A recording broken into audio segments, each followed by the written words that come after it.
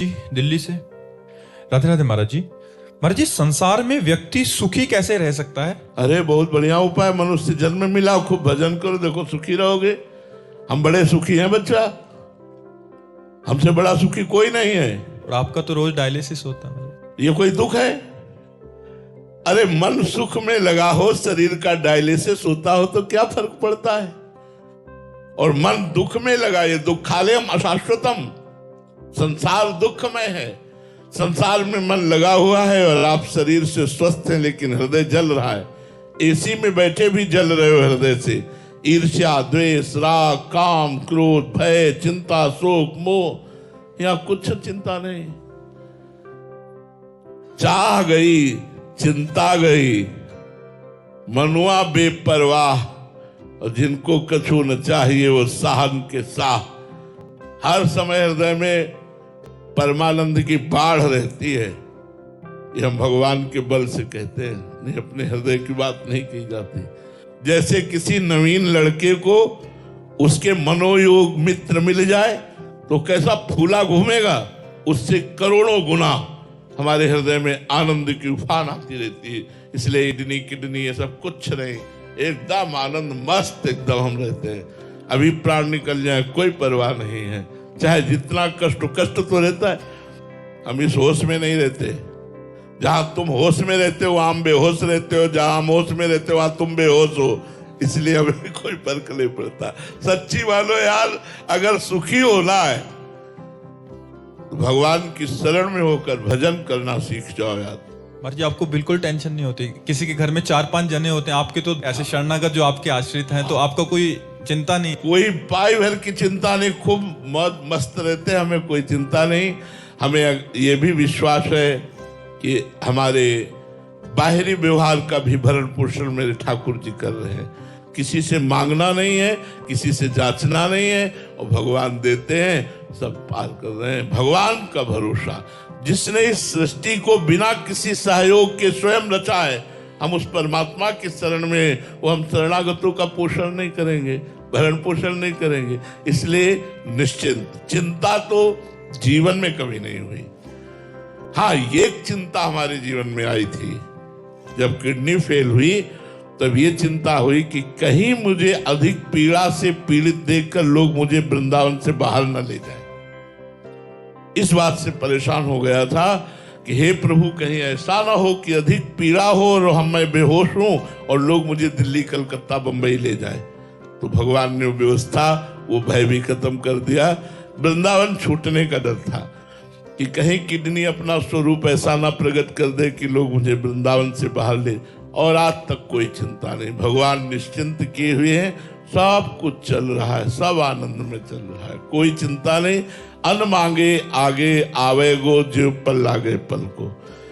बिना मांगे सारी व्यवस्थाएं भगवान पूर्ण कर रहे हैं। अब आप सोचो कि आप गृहस्थ हो, आप तो बाबा जी हो, आपका चल रहा है, नहीं।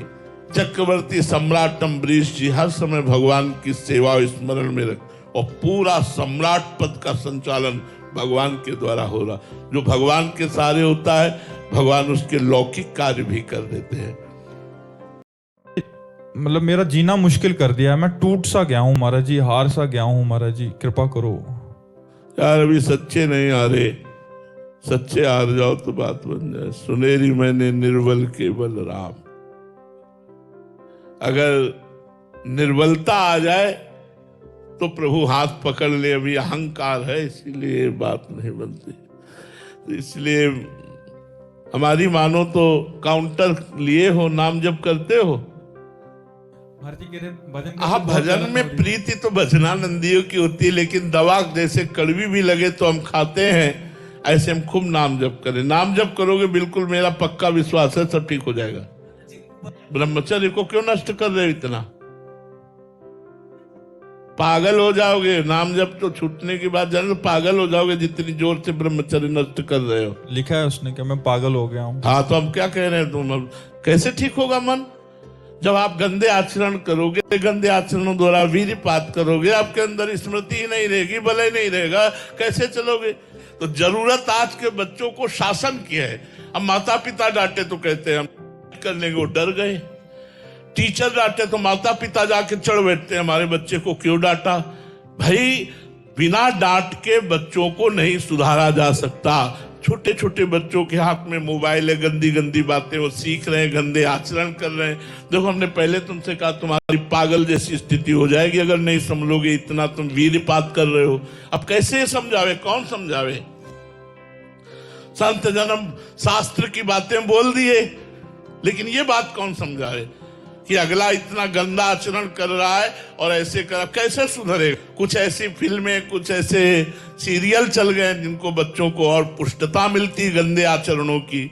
हमें लगता है सुधारने की जरूरत है बच्चा, नहीं तो ये जो वीर शक्ति है ये अमोघ बल प्रदान करती है। स्मृति, शरीर में एकदम बिजली जैसा करंट, रात दिन एकदम उत्साह पूर्वक कार्य करते रहो फिर भी थकान ना आना। वर्षों की बात तुम्हारी स्मृति में रहना। कोई बात पकड़ लो तो हजारों बार उसका चिंतन करने की सामर्थ्य रखना। अगर मंत्र पकड़ लिया तो मंत्र ही चल रहा है, नाम पकड़ लिया तो नाम। अब यह सब खोखला हो रहे हैं तो कैसे बात बता। अब समझो, जो मूल जड़ है, नींव है साधना की, बिल्डिंग की नींव है, वही मजबूत नहीं है तो बिल्डिंग कहां से खड़ी हो जाएगी। ब्रह्मचर्य, गृहस्थ, वानप्रस्थ, संन्यास, ये 4 आश्रम हमारे हैं। अब ब्रह्मचर्य गोल हो गया तो अब कैसे उसमें गृहस्थ खड़ा हो पावे, आश्रम कैसे वानप्रस्थ हो पावे, कैसे सन्यासी हो पावे। तो मूल ब्रह्मचर्य आश्रम है। सबको चाहिए अपने बच्चों को ब्रह्मचर्य की शिक्षा देना, थोड़ी देर दोस्त की तरह उनसे बात करना। दिखाओ मोबाइल, तुमने कुछ गलत तो नहीं देखा, गलत तो नहीं करते, कहीं ऐसा तो नहीं करते, कहीं ऐसा। देखो यार, हम तुम्हारे पिता भी, तुम्हारे दोस्त भी हैं। ऐसे मित्रवत बैठकर समझाओ, उनको अच्छे मार्ग में लगाओ। अगर बुरे आचरण है तो बोलो, सॉरी बोलो, आज के बाद तुम नहीं करोगे। ऐसे समझाओ, प्यार दुलार से उनको अच्छे मार्ग में चलाओ। अगर बच्चा 20 वर्ष तक ब्रह्मचर्य रहे फिर वो गृहस्थ में जाए, खूब उसका कुछ नहीं बिगड़ने वाला। किसान आदमी जानते होंगे हम जो बात कहना चाहते हैं। गेहूं जब गलेथ में होता है और उसको काट लिया जाए तो ना पर्याप्त भूस होगा ना एक दाना होगा, और मात्र केवल 20 दिन और रुक जाओ और उसकी बाली आ जाए और थोड़ा सा भूरापन आ जाए, फिर देख लो आप, डट के भूसा भी होगा और डट के अन्न भी होगा। ऐसे ही मात्र 20 वर्ष तक तुम ब्रह्मचर्य रोक लो, फिर अच्छे गृहस्थ बनोगे और आगे चलकर अच्छे भजन में भी लग जाओगे, क्योंकि ब्रह्मचर्य स्टॉक हो चुका, परिपक्व हो चुका, पुष्ट हो चुका। अब आजकल ऐसा गुरुकुलों में उपदेश दिया जाता था, अब गुरुकुल कहाँ है, आधुनिक शिक्षा में इसका कोई चर्चा नहीं है। तो इसलिए हमें सबसे माता पिता से, टीचर से, घर के जनों से प्रार्थना है कि अपने बच्चों को नई अवस्था में सही मार्ग देने का प्रयास कीजिए। बिना अध्यात्म के आधुनिक पढ़ाई उनके जीवन की रक्षा नहीं कर सकती।